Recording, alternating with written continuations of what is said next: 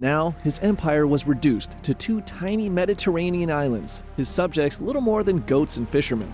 To prevent him from becoming a martyr, the great powers chose to exile Napoleon to the tiny island of Elba to live out the rest of his days. He'd be cut off from his people, and he would be given the ultimate punishment for a man of such ambition.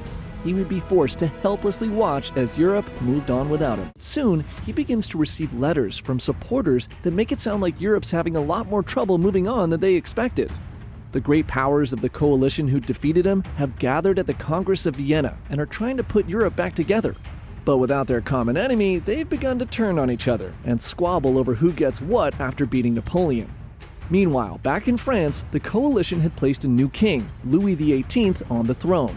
But he quickly becomes unpopular by reminding everyone why they got rid of their king in the first place. He's out of touch, and the soldiers who are now not being paid begin to look back fondly on the days when Napoleon ruled. Letters pour into Elba, telling Napoleon that if he were to return, the people of France would welcome him with open arms. So, as he watches the sun set, Napoleon quietly decides to once again change the course of history. He orders the repair of his ship, the Inconstant, and in the dark of night on Sunday, February 26, 1815, Napoleon and 1,000 of his most loyal soldiers leave Elba and set sail for the European coast. The Corsican monster, the nightmare that had terrorized Europe for nearly 2 decades, is en route back to France.